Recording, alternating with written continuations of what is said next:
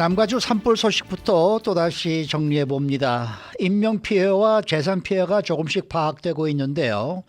종합적으로 이 나온 소식들을 알아보도록 합니다. 박현경 기자. 네, 안녕하십니까. 자, 이제 남가주에 총 4개의 산불이 불타고 있네요. 네, 그렇습니다. LA 서부의 퍼시픽 팔리세이즈 팔리세이즈 산불, 또 LA 동부에는 알타디나와 파사디나 쪽으로 이튼 산불, LA 북부로 가보면 실마에서 발생한 허스트 산불, 그리고 오늘 새벽엔 10번과 405번 부근에서 발생한 우들리 산불, 이렇게 4개 산불이 지금 타면서 확산하고 있습니다. 네, 각 산불의 상황과 피해 규모 알아볼까요? 먼저 이튼 산불입니다. 이튼 산불에선 앞서 전해드렸습니다만 사망자가 나오고 말았습니다. 주민 2명이 목숨을 잃었는데요. 이들이 어떻게 숨지게 됐는지 그 정황은 아직 구체적으로 파악되지 않았다고 당국은 밝히고 있습니다. 그리고 이튼 산불로 인한 부상자도 상당히 많다고 당국은 전했는데요. 네. 몇 명이 다쳤는지 정확하게 집계를 발표하진 않았습니다. 네. 지금 전소된 건물은 그러면 이 이튼 산불로 이 전소된 건물은 어느 정도라다는 겁니까? 지금까지 100채 이상 건물들이 소실됐습니다. 또 전체적으로 전소된 면적은 2,227에이커, 2,000에이커 이상이 전소됐고요. 진화율은 0%입니다. 네. 네. 이튼 산불 때문에 또 대피령도 상당한 많은 지역에 발령이 돼 있죠. 네, 어제 저녁에 산불이 발생하자마자는 알타디나 지역에만 대피령이 발령됐었는데요. 네. 그 후에 이제 파사디나와 알케디아로까지 대피령이 이어졌고요. 그리고 오늘 새벽엔 글렌데일, 라카냐다 플린트리츠, 그리고 몬로비아로 대피령이 확대 발령됐습니다. 예. 글렌데일 시정부의 경우엔 한국어로도 공지를 띄웠는데요. 이 채비 체이스 캐년 주민들에게 대피령이 발령됐다면서 대피 경로로 채비 체이스를 따라서 남쪽으로 이동하거나 에메랄드 아일을 통해 이동하라 이렇게 구체적으로 권고했습니다. 그리고 라카냐다 플린트리츠는 전 지역에 대피령이 내려진 상태입니다. 네. 자, 제일 먼저 발생한 산불이 아무래도 팰리세이드 산불이겠는데 이 상황도 네네. 다시 한번 짚어볼까요? 네, 이 팔리세이즈 산불로는 5,000에이커 이상이 전소됐습니다. 그리고 건물은 약 1,000채 정도가 소실됐습니다. 부상자도 상당히 많은 것으로 당국은 파악하고 있습니다. 그리고 여기 부상자에는 심각한, 그러니까 중상을 입은 경우도 포함됐습니다. 그리고 이들 부상자 가운데는 대피를 하지 않았다가 다친 경우도 있다고 당국은 밝히고 있고요. 그리고 또 산불 진화에 나선 그 소방대원도 부상자 명단에 포함됐습니다. 구체적으로 보면 25살 여성 소방대원도 심각한 머리 부상을 입고 병원으로 이송돼 치료를 받았는데 그 후의 상태는 아직까지는 알려지지 않고 있습니다. 네. 자, 실마저 허스트 산불은 좀 어떻습니까? 네, 허스트 산불은 그나마 규모가 작은 편인데 그게 500에이커 이상에 달합니다. 예. 그리고 진화율도 0% 그대로입니다. 네. 아니 지금 저희가 이 창문 밖으로 서쪽을 보면은 그 이 패시픽 팰리세이드 쪽에서 온 산불이 지금 점점 이 동쪽으로 좀 확산이 되고 있는 이런 느낌이거든요. 검은 구름이 점점 동쪽으로 헐리우드 쪽으로 가고 네, 있어요. 지금 그 산 등성에 지금 화재가 발생해서 타고 있는 장면들이 보이고 있어요. 네. 그런데 이게 지금 제가 보기에는 거의 베벌리 힐 쪽으로 지금 오지 않고 있나 이런 생각이 들고 있는데 말이죠. 네. 이 정확하게 지금 거리가 이렇게 이 원근이 이 과연 어느 정도나 지금 멀리 쪽이 먼 것인지 제가 확인을 할 수가 없어가지고 확실한 말씀 못 드리겠습니다만은 점점 이게 확산이 지금 되고 있다라는 좀 생각이 들고요. 네, 지금 사실 그 팔리세이즈 산불 같은 경우에는 말리부 쪽, 산타모니카 쪽으로는 확산하고 있다 이런 그렇죠. 소식이 계속 나오고 네. 있습니다. 이거 보통 일이 아니네요. 서쪽 하늘도요 점점 더 까매지고 있어요. 아침 7시 때에 비해서 네. 지금 거의 하늘이 그냥 밤처럼 캄캄한 그런 느낌이 들죠. 캄캄하네요. 지금 네. 한인타운이 완전히 캄캄한 그런 상황입니다. 네. 네. 근데 오늘 새벽에 산불이 또 발생했다고 말씀하시지 않으셨어요? 네, 세플베다 베이슨에서 산불이 또 발생하고 말았습니다. 예. 이건 우들리 산불로 명명이 됐는데요. 이 우들리 산불은 오늘 새벽 4시쯤 101번과 405번 프리웨이 사이에 위치한 공원에서 발생해서 수풀을 타고 또 번지고 말았습니다. 그렇게 지금까지 75에이커를 태웠습니다. 제가 조금 전에 지인분하고 통화를 했는데요. 이 지역에 치과를 운영하고 계시는데 이 소식을 듣고 병원 오늘 문 열지 않는다고 이렇게 얘기하시더라고요. 자, 이렇게 LA 서부, 동부, 북부에서 각각 대형 산불이 일어나면서 남가주 일대의 공기의 질이 정말 좋지 않습니다. 네, 딱 봐도 지금 맞아요. 굉장히 나쁜 네. 걸 알 수 맞아요. 있는데요. 네. 산불 연기와 잿가루가 강한 바람을 타고 계속해서 퍼지면서 남가주 거의 모든 지역들의 공기가 매우 나쁜 편입니다. 남부 해안 대기질 관리국은 남가주 대부분 지역에 바람에 휘날리는 먼지주의보, 윈드 블로운 더스트 어드바이저를 발령하고 주민들에게 건강에 각별히 유의하라고 당부했는데요.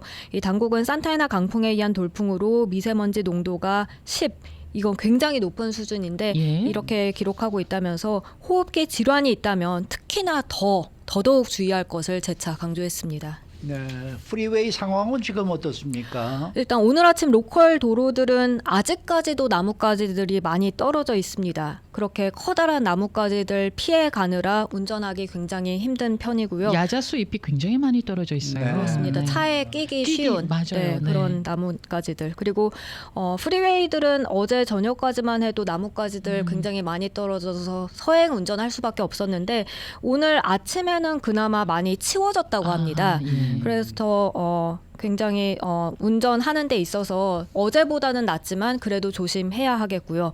그리고 또 프리웨이가 차단된 곳들도 여전한데요. 이 산타모니카 지역 10번 프리웨이 서쪽 방면 PCH와 만나는 곳, 그러니까 10번 프리웨이 가장 끝부분 그곳이 폐쇄됐고요. 그리고 PCH 같은 경우에는 퍼시픽 팔리세이즈 전체를 따라서 모든 길이 다 통행이 네. 전면 금지된 상태입니다. 네. 그런가 하면 토펜과 캐년 블러바드 역시 PCH부터 머롤랜드 사이가 전부 폐쇄된 상태입니다.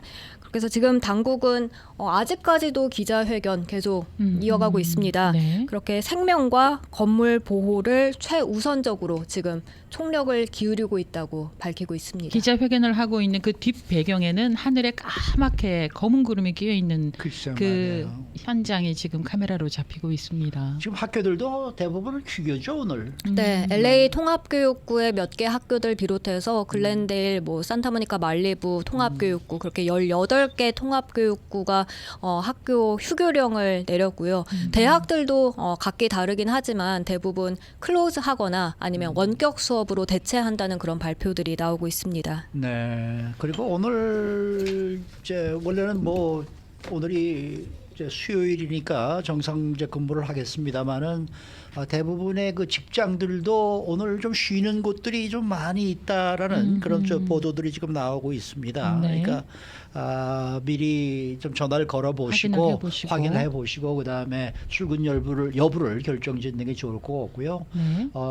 연세 드신 분들 특히 되도록이면 오늘은 밖에 네. 나오지 마시고 네. 실내에서 창문 꼭꼭 잠그시고 정말 웬만하면은 또 이렇게 그 마스크를 쓰시고 그러는 게 좋겠습니다. 계시는 게 좋지 않을까 그럴 정도로 지금 상당히 대기질이 안 좋습니다. 네. 그리고 만일에 최악의 경우 꼭 밖에 나가야 할 일이 꼭 있다 그러시는 분들은 반드시 좀 마스크를 쓰고 다니시기를 저희가 공고하겠습니다. 네. 네, 그리고 지금 방금 또 들어온 속보는요. 네. 이 백악관에서도 이곳 남가주 산불에 대해서 보고를 받았고 어. 그렇게 해서 조 바이든 대통령과 질 바이든 여사가 네. 이곳 산타모니카 지역을 찾는다는 오늘 네. 방문을 한다는 그런 소식이 새로 들어왔습니다. 어제 원래 코첼라밸리를 어제 갔었던가요? 네네. 네, 바이든 대통령. 그러니까 아직 동부로 출발을 안 했던 모양이군요. 그러니까. 네, 그런 모양입니다. 그럴 수도 있겠네요. 네.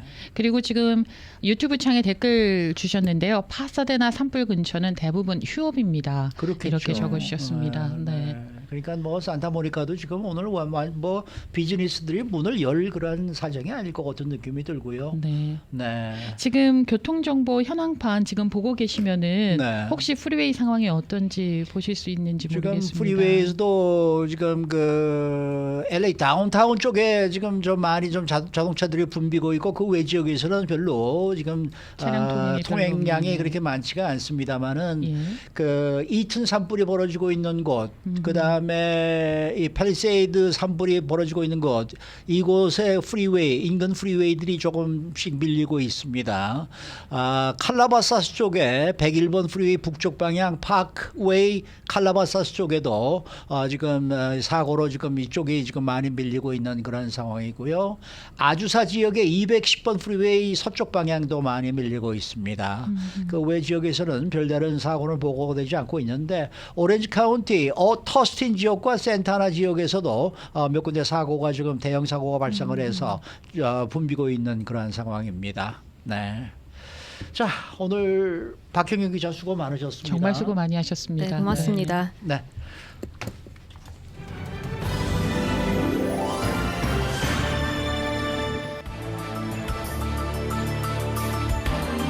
뉴스 속으로. 네, 도널드 트럼프 대통령 당선인이 추구하는 아메리카 퍼스트가 전통적인 고립주의에서 벗어나 세계 최대 군사력을 바탕으로 미국의 이익을 극대화하겠다라는 팽창주의로 변모하고 있다는 분석이 나오고 있습니다. 특히 이 그린랜드 매입과 파나마 운하 소유권 반환 문제에 대해서 무력 사용도 배제하지 않겠다라는 이 트럼프의 발언이 이를 입증하고 있다라는 소식입니다. 자, 봉화식 기자. 안녕하십니까?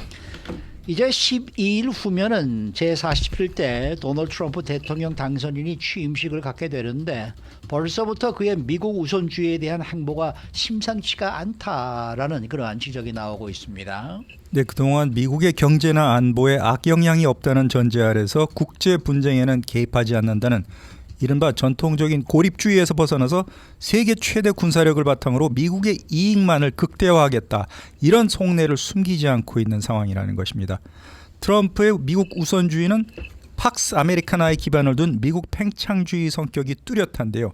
덴마크 영토인 그린랜드 매입과 파나마 운하 소유권 반환 문제와 관련해서도 무력 사용도 배제하지 않겠다, 이런 트럼프 당선자의 발언이 단순히 지나가는 말이 아니라는 그런 주목을 받고 있는 이유이기도 합니다.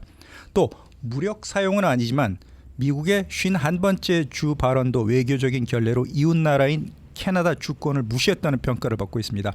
이 때문에 20세기 초반에 스페인과의 전쟁에서 이긴 뒤에 식민지였던 필리핀을 넘겨받고 적극적으로 팽창을 추구하며 제국주의자 소리를 받았던 시어도어 루즈벨트 전 대통령이 트럼프와 비슷하다, 이런 평가를 받고 있습니다. 네. 자, 이런 가운데요. 트럼프 차기 대통령이 동맹과 적을 가리지 않는 보편 관세 부과를 정당화하기 위해서 국가 경제 비상사태 선언 방안을 검토하고 있다, 이렇게 보도가 되고 있는데 우리가 비상사태 뭐 이러면은 또 가슴이 철렁하잖아요.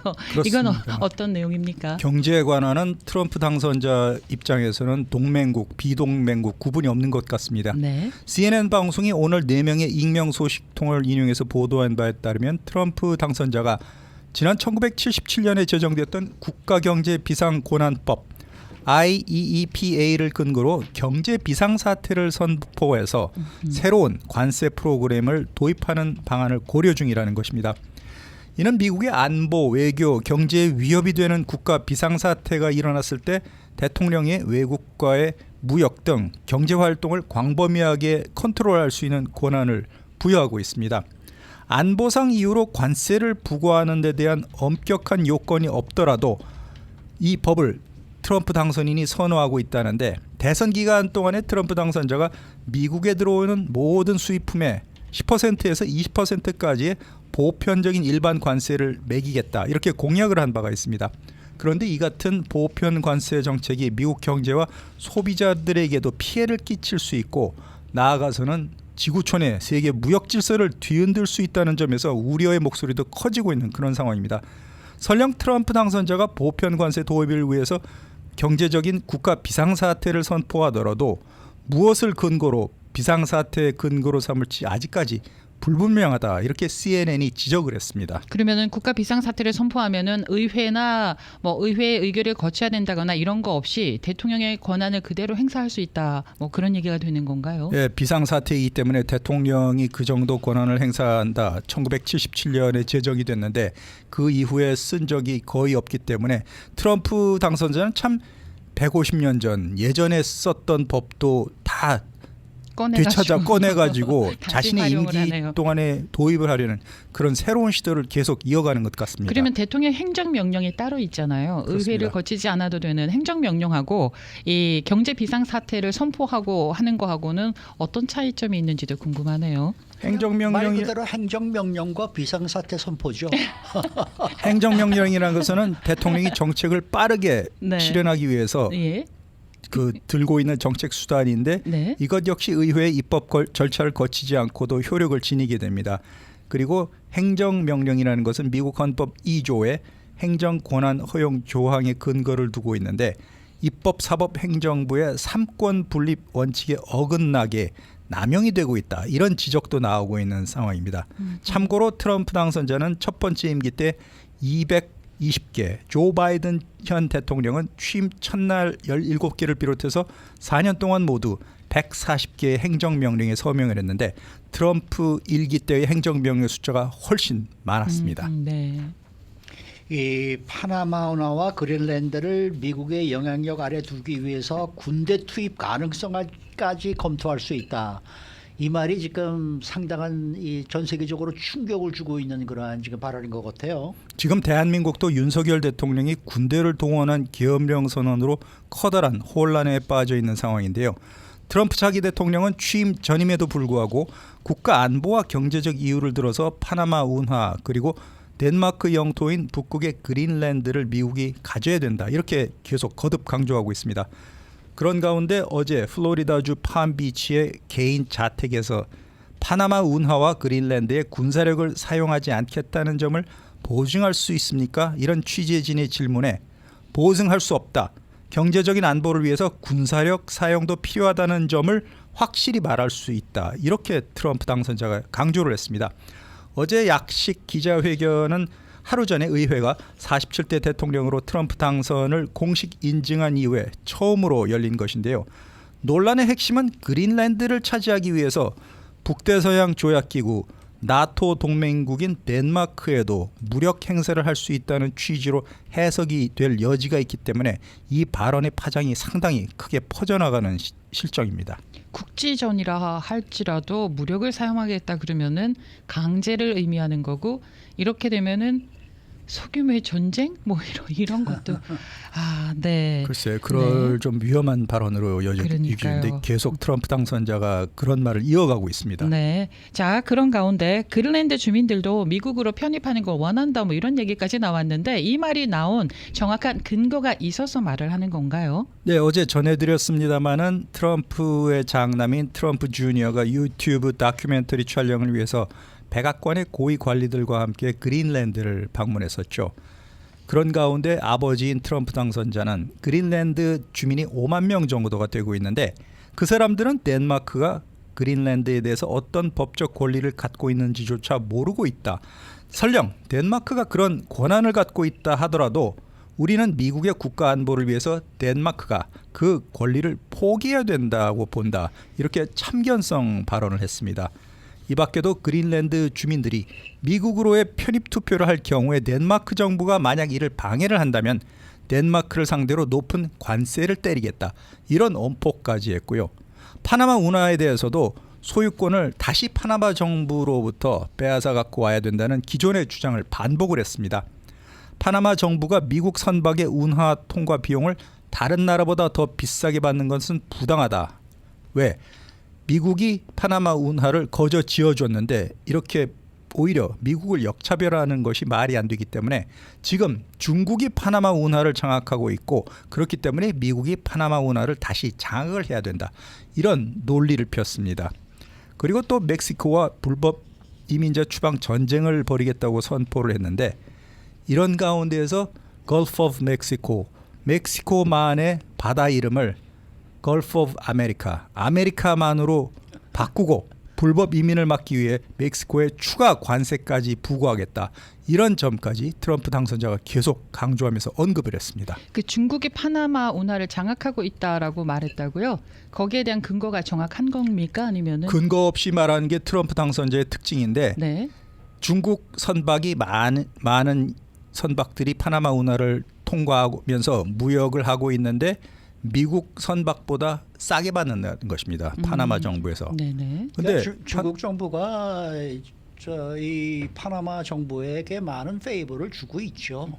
그러니까 파나마 정부가 지금 은근히 중국 쪽으로 많이 기울어가는 것은 사실이고. 달러화를 쓰지 않고 뭐 중국의 위안화를 쓴다든가 뭐 그럴 수도 그런 있겠네요. 거까지는 아직은 아니지만은 예. 조금 좀 뭔가 좀 눈치가 조금 그렇게 보이죠. 예, 중국 쪽으로 지금 많이 기울어져 가고 있고 그러니까 트럼프가 볼 수가 있겠습니까? 안 되는 거죠. 트럼프 세계에서는. 입장에서 보면은 역사적으로 파나마 운하를 거저 지어줘서 지미 카터 때 그 운영권을 넘겨줬고 그럴 목적을 위해서 파나마라는 나라까지 건설해줬는데 미국에 이럴 수가 있느냐는 것이 트럼프 당선자의 생각입니다. 그 외교적인 안에 깊숙이 들어가면은 뭐 그게 그냥 그저 그렇게 해줬겠습니까? 뭐 누이 좋고 매부 좋고 하지는 않았을 텐데 거기에 대한 또 자세한 내용은 또 공부를 또 해봐야 되겠네요.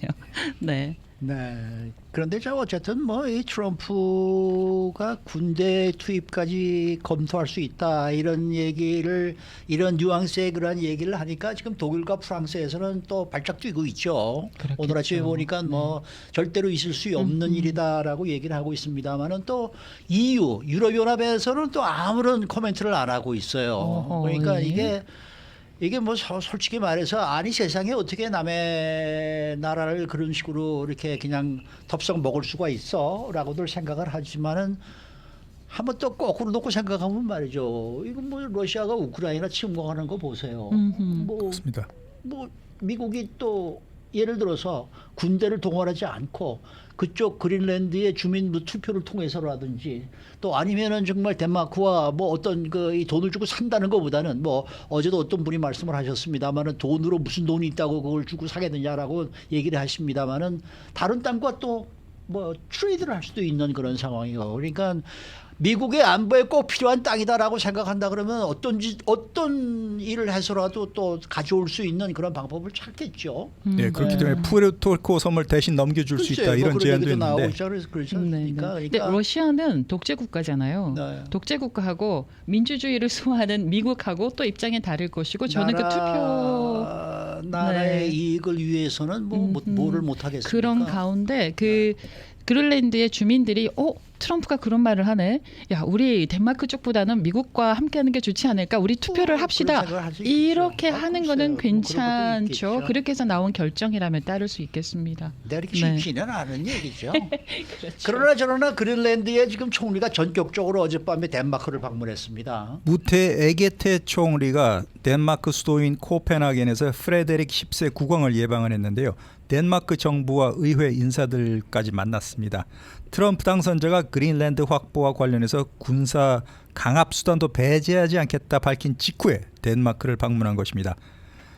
1954년 식민 통치 관계에서 벗어나서 덴마크 본국 일부로 그린랜드가 편입이 된 바가 있는데요. 2008년에 주민투표를 통해서 자치정부법을 제정을 했습니다.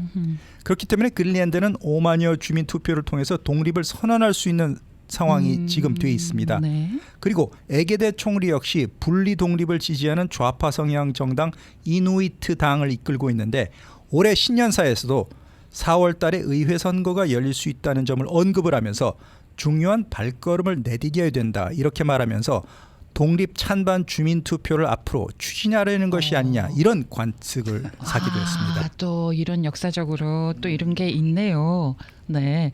뭐 그린랜드 쪽에서는 독립하는 걸 원하지 않겠습니까? 주권을 가져야 되니까. 뭐 지금 독립을 원하겠죠. 그러겠죠. 원하겠지만은 네. 글쎄요, 뭐 이건 너무나 심각한 얘기니까 우리가 이야기를 함부로 할 네. 수가 없는 상황이고. 그렇습니다. 네. 네. 자, 트럼프 대통령 차기 대통령이 자 캐나다에 미국의 51번째 주가 되면 어떠냐 자꾸 이제 자극을 하고 있는데 여기에 대한 그 캐나다에 대한 비난도 계속 이어가셨다면서요. 그렇습니다. 트럼프 당선자가 캐나다 합병이 된다면 정말로 대단한 일이 될 것이라 이렇게 얘기해놨는데 인위적으로 그어진 국경선을 없애고 나면 알게 될 것인데 그것이 캐나다 국가 안보에도 훨씬 좋을 것이다 이렇게 강조를 했습니다. 이어서 트럼프 당선자는 우리가 캐나다를 보호하기 위해서 연간 수천억 달러를 쓰고 있는데 무역 적자를 보면서 캐나다와의 관계에서 손해를 보고 있다 이렇게 불만을 나타냈습니다. 그리고 미국의 관세 위협에 적절하게 대처하지 못했다는 비판에 시달리면서 사임을 발표했던 G.스탱 트루도 캐나다 총리에 대해서도 전직 북미 아이스하키 리그인 NHL 스타이자 감독인 캐나다 사람 웨인 그레스키에게 다음 캐나다 총리직 출마를 독려했다. 이런 조롱을 트럼프 당선자가 이어갔습니다. 실질적으로 캐나다가 국방과 관련해서는 미국에 의존하고 있는 부분이 얼마나 되나요? 큰가요? 아니면은 뭐 어느 정도나 되나요? 우선 미국이 남부 쪽의 국경선을 완전히 미국과 함께하고 있으니까 남쪽으로부터의 어떤 위협은 없다고 보는 거죠. 그렇죠? 네. 그럼 뭐 다른 데서는 어디가 있겠어요? 양쪽 해안을 따져봐도 뭐 미국하고 별로 없잖아요. 있으니까. 네, 그럼 그러니까 지리적인 여건인 거지 뭐 캐나다가 미국에 의존하려고 해서 그런 건 아니고 지리적인 여건이 그래서 그런 건데 그것 가지고 그러면은 미국도 마찬가지로 캐나다와 국경을 맞닿고 있는 부분에는 신경을 좀 덜 써도 되잖아요. 마찬가지로. 그쪽에서부터 지금 무역적으로 무역이 적자를 보고 있고 그쪽으로 불법 체류자들이 자꾸 넘어오고 있고 이런 걸 자꾸 네. 트집 잡는 거죠. 뭐. 트집 잡는 거죠, 그죠? 그렇죠. 네. 그 마음을 뭐 어떻게 알겠습니까, 우리가? 아 그래서 이렇게 정책을 보면은 아 굉장히 비즈니스적이구나. 예, 그 생각을 하게 됩니다. 네. 그러나 저러나 뭐 어제 그 트럼프 당선인의 그 기자회견을 보니까 뭐 저희도 얘기를 했습니다만 예. 상당히 여유가 있었고 맞아요. 네. 얼굴도 편안해 보이고 좀 대통령다운 면모가 예전보다 훨씬 더 좋았습니다. 아주 정말 좀 유별나게 정말 멋있게 보였다라는 생각이 드는데 네. 어제는 뭐 완전히 대통령이 취임한 다음에 갖는 기자회견 같은 느낌이었어요. 그러니까 자신이 이제 취임한 다음에 국정 방향에 대해서도 이제 언급을 하지 않았습니까? 그렇습니다. 미국을 더 나은 비즈니스 환경, 국가 안보, 상식을 갖춘 시대로 되돌리겠다면서 곧 미국의 황금 시대가 도래할 것이다. 이렇게 약속을 했는데요. 취임 첫날만 빼고는 독재자가 되지 않을 것이다. 이렇게 말한 바가 있는데 바꿔서 말하자면 4년 만에 재수생 대통령으로 백악관에 다시 입성하는 첫날 하루만큼은 독재자처럼 하고 싶다는 그런 취지의 반어법으로 보이고 있습니다. 취임 첫날 바로 시행한다고 선언한 공약이 41개에 달하는데요. 이를 위해서 필요한 행정명령도 25개 이상이라고 언론이 분석하고 있고 대통령 행정명령 아까 말씀드렸다시피 의회 입법 절차가 불필요하고 대통령이 사인하는 즉시 효력이 발생하기 때문에 트럼프 당선자가 애용할 것으로 보이고 있습니다. 그리고 무엇보다도 부모 국적과 상관없이 미국 땅에서 태어난 아기들에게 자동적으로 시민권을 부여하는 출생지 시민권 제도 역시 취임 첫날 없애겠다 이렇게 확인을 했습니다. 네, 알겠습니다. 수고 많으셨습니다. 고맙습니다. 네, 봉화식 기자였습니다.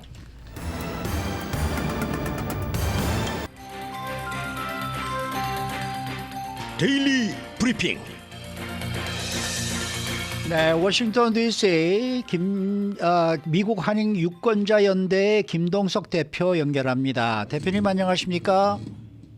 네, 안녕하세요. 네, 이번 주 초에 눈이 상당히 많이 온 것으로 알고 있는데 지금은 좀 어떻습니까?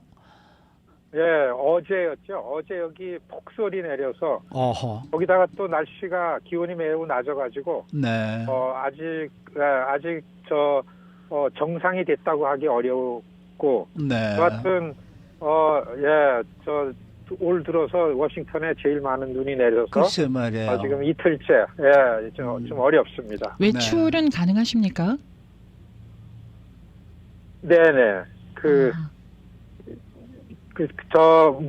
자동차 다니고 이거는 다 치워놔가지고 다행입니다. 정상이 돼갔지만은 많이 춥고 그래가지고 네. 그렇습니다. 아이고 여기는 지금 뭐 산불이 여러 군데서 나가지고 하늘이 완전히 지금 시커먼 그런 상황입니다. 뭐 해가 떠 있는데도 해가 보이지가 않고 말이죠. 네. 야 걱정이 많이 글쎄 되는데 말이에요. 빨리 진압이 돼야 될 텐데요. 글쎄 말이에요. 한쪽에서는 눈과 폭설과 그다음에 혹한 또 한쪽에서는 산불 이거 어떻게 뭐 참 야단났습니다 정말. 그러니까요. 이게 지구상에 살고 있는 이 사람들이 네. 자연하고서 잘 친하게 지내야 되는데 글쎄 자연과 말이에요. 사람과의 관계를 잘 서로 위해주고 가야 되는데 네. 요즘 들어서 이 정치인들도 그런 발언들을 많이 하잖아요. 맞아요. 이 자연을 인간들이 너무 무지막지하게 침해하고 보존할 줄 몰라가지고 네. 천재지변 같은 것들이 이전에 비해서 훨씬 큰 규모 재난이 있고 그리고 꽤 빈번하고 네. 이럴 때일수록 환경, 자연 보호 그리고 그렇습니다. 그야말로 하늘이 내린 자연과 인간하고 좋은 관계로 살아가야 되는 거 아닌가 이런 맞습니다. 각성이 필요하지 않나 생각합니다. 네, 네, 네. 자, 연방의회가 드디어 개원을 했죠. 이번에 119회기로 지금 알려지고 있는데 그 연방의회 지금 개원 분위기는 어떻습니까? 119회기 지난 이제 3일 첫 개원 회의에서 아슬아슬 넘어가서 의장 선출하고 그리고서 2년 전 118회기 시작할 때 일주일 동안 아주 굉장했잖아요. 굉장했죠. 못 네. 뽑아가지고. 네. 그거에 비하면 그래도 이번에도 그런 그 어려운 문제들이 있었는데 네. 공화당 의원이 219명인데 218명 이상이 돼야만 의장이 될 수 있잖아요. 네. 몇 명이 나 안 찍을 거야 이렇게 이제 버티느라고 할 때에 트럼프가 일일이 전화해가지고 날 봐서 마이크 존슨한테 찍어라 해가지고 트럼프 전화 통화한 것 때문에 내가 찍는다 이런 덕분에 한다 해가지고서 공화당 하원 의장이 된 마이크 존슨은 앞으로 의장일 때는 트럼프의 영향을 절대적으로 받을 수밖에 없다. 이렇게 시작이 됐고요. 예. 네, 네. 시작이 됐고 또 그렇게 되니까 카멜라 해리스가 이 지난 회기에는 상원 의장이잖아요. 그렇죠. 예. 그래서 카멜라 해리스가 참가한 가운데에서 트럼프가 미국 47대 대통령으로 당선됐다라는 게 인준을 한 거죠. 4년 전에 이거 인준을 할 때에 트럼프가 지지자들을 의회를 점령해라 그래가지고 폭동이 났던 그런 일이었습니다. 그것도 이번에는 무난하게 인준이 돼서 47대 대통령으로 트럼프 당선된 게 아주 마무리가 됐죠. 1월 20일 이제 취임을 하면은 트럼프가 재집권해서 백악관이 시작이 된다. 이렇게 보여지고 아마 119회기 의회가 시작되면서 제일 먼저 그 여야의 쟁점이었으면서도 상징적으로 이 통과된 법이 이민 관련한 겁니다. 네, 네. 조세. 이게 이제 트럼프가 선거운동하면서 시민들에게 내걸었던 공약인데 뭐 예상했던 대로 서류 미비자들 중에서 그 형사권이 있는 사람들, 형사권이 있는 범죄 사실이 있는 사람들부터 구분해서 각 주가 이런 데이터를 만들어서 별도로 분리를 해야 된다라는 내용이 들어있는 이민 관련한 거가 첫 번째 빌로 이렇게 통과를 시키고 아마 우리가 예상했던 것처럼 이민 관련한 이슈를 가지고서 이번 그 트럼프 재집권 시작되면서 굉장히 몰아붙일 그런 기미가 보이고 있습니다. 네. 그리고 이번 119회기에서 우리가 좀 그래도 고무적으로 보이는 거는 118회기에 비해서 좀 이 의원들, 상원, 하원들 멤버들은 훨씬 다양한 사람들이 새로 들어왔습니다. 그러니까 여성이 좀 늘었어요. 상하원 합쳐서 여성이 150여 명이 컨그레스 멤버가 됐어요. 하원은 135명이고 상원은 25명이 여성이고 참고로 하원 135명 중에 94명인가 95명이 민주당이고 공화당에는 31명이 여성 의원입니다. 우리가 좀 눈여겨볼 거는 소수계를 구분할 때는 화이트과 그 소수계로 구분되고 소수계 중에서는 흑인하고 남미계하고 애시안으로 구분하잖아요. 네. 그래서 흑인은 상하원 합쳐서 67명입니다. 하원은 435명 중에 62명이 흑인이고 상원은 100명 중에 5명이 흑인이고 참고로 하원 62명 중에서 공화당은 220명 중에서 4명이 공화당입니다. 흑인 하원 의원이. 그리고 민주당은 58명이고 이렇게 볼 때 이제 양당이 인종적으로다가 어떤 정책을 갖고 있는가에 대해서는 좀 눈치를 채죠. 그다음에 아시안계를 좀 보겠습니다. 네네. 아시안계는 지금 제가 이렇게 한 명 한 명 하면서 집계를 한 거라면 22명이 아시안 그 상원 하원 의원입니다. 네. 22명인데 지난 회기하고 거의 비슷한 수준인데요. 여기에서 하원은 19명인데 민주당이 16명이고 공화당이 3명입니다. 하원 중에서요. 예, 거기서 인도계가 제일 많습니다. 6명인가 그렇고 필리핀이 그다음에 중국이 5명 그렇고 아시다시피 한국이 하원에 3명 상원에 1명이잖아요. 그렇죠. 그리고 필리핀 1명, 태국 1명, 베트남 1명, 파키스탄 하나 이렇게 돼가지고서 119회기에 AAPI 멤버는 22명 이렇게 됐는데요. 상원은 3명입니다. 아시안이. 그러니까 앤디 김이 상원이고 그다음에 태국 출신 일리노이의 타미 더거스라는 그분이 상원이고 그다음에 하와이 출신의 일본계 그 마스 히로노라는 의원이 상원이고 이거 우리 그 청취자 여러분들 같이 이 데이터를 보면요.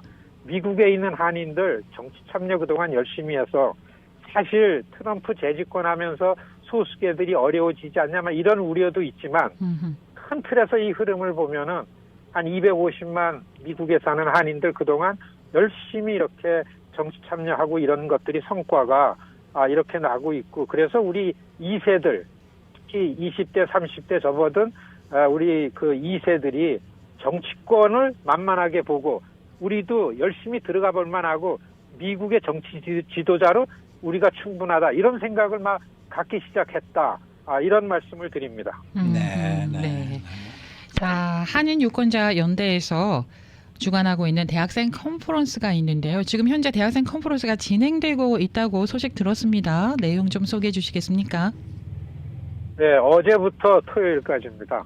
전국에 한 28개 대학에 되게 한인들이 많이 있는 순서대로 그리고 거기에서 이번 겨울에 하는 거는 좀 리더급 되는 학생들을 초청을 합니다.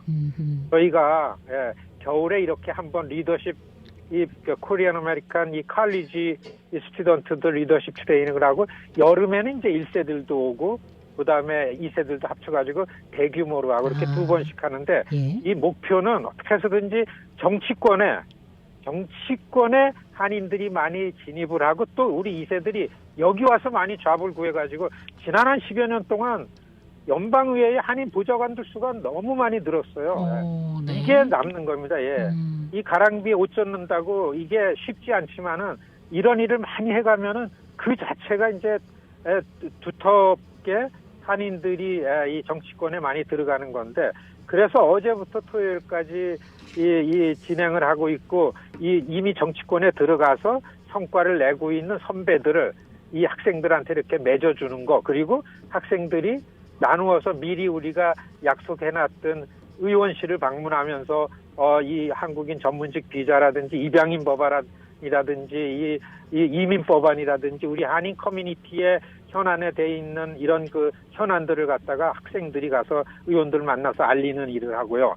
그 다음에 내일 이 점심 때는 여러분들 아시겠지만은 1903년 1월 13일 날 최초로 하와이에 한인들이 이민을 온 거 아닙니까? 그렇죠. 그래서 2005년인가 그때서부터 연방의회에서 매년 1월 13일을 한인 이민의 날로 정했습니다. 맞습니다. 그래서 매년 요때에 개원을 하자마자 처음으로 시민단체가 가서 하는 행사격이 됩니다. 그래서 우리가 내일은 의회에서 한 20여 명 이 연방 그 의원들, 현직 의원들 오게 하고 물론 한국계 의원들 처음으로 같은 자리에 다 내일 모입니다. 그래서 우리 후배 이 학생들하고 의회에 있는 많은 그 관계자들 와가지고서 아마 121번째인가 그럴 겁니다.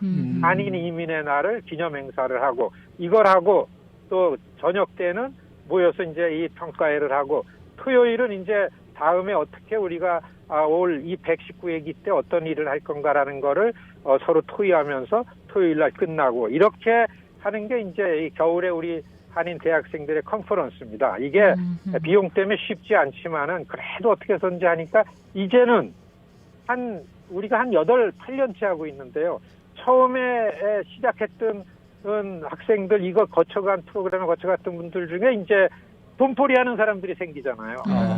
사회인이 돼가지고. 그럼 여기서 이제 그냥 오지 않죠. 비용도 내고 오고 펀딩도 내고. 네.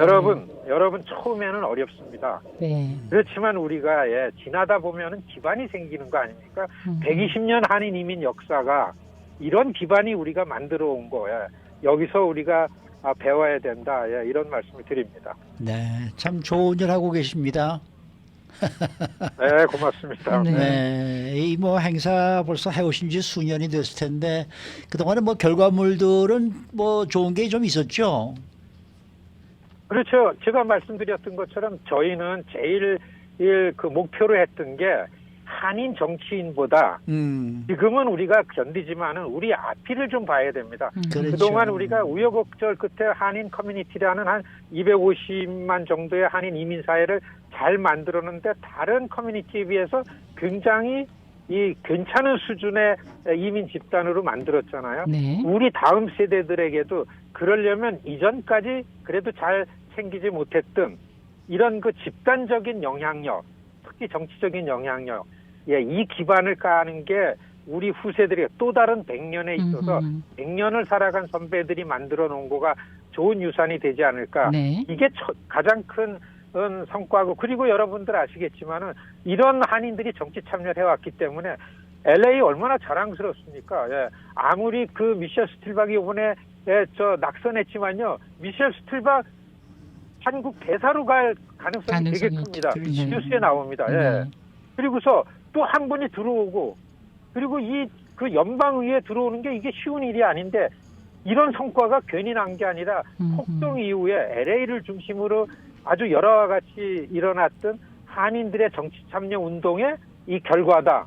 그거를 계속 부여잡고 알아주든 아니든 성과가 크든 작든 관여치 않고 해왔기 네. 때문에 지금 이렇게 그래도 든든하게 네. 미국 주류 정치권, 특히 연방의회에 아시안 그룹 중에서는 제일 빠르게 정치력이 선장되는 그룹으로다가 주목을 받으면서 네. 그리고 들어가니까 잘하세요. 우리 잘하죠. 의원들이. 저는 이게 성과라고 보여집니다. 네, 대표님 지금 시간이 한 40초 정도 남았는데요. 짤막하게 오는 13일 그 우리 미주 한인의 날 의사당에서 국회의사당에서 행사가 있는 걸로 아는데요. 잠깐만 짤막하게 소개해 주십시오. 13일이 월요일이기 때문에 예. 월요일은 의사당이 좀 빕니다. 아, 네. 그래서 사실 내일 121번째 한인 이민의 날에 처음에 이 행사를 2세들 중심으로 우리들의 목표는 현직 의원들이 이날 첫 번 하는 행사가 코리안 아메리칸 이미그랜트 데이라는 걸 보여주기 위해서 내일 낮에 의회에서 하는 행사가 121번째 코리안 아메리칸 이미그레이션 데이 그 애니버서리 하는 그런 그 셀레브레이션 하는 그런 날이고, 그 자리에 한국계 의원들이 이번에 새로 프레시로 들어오면으로 온 그 데이브민 의원님도 오시고 앤디 김 역시 상원의원 와가지고 2세들에게 워싱턴 열심히 의욕적으로 참여해라, 이런 말씀 하실 겁니다. 알겠습니다. 네. 자, 오늘 말씀 잘 들었습니다. 고맙습니다. 네, 감사합니다. 워싱턴 DC 미주 한인 유권자연대 김동석 대표와 함께했습니다.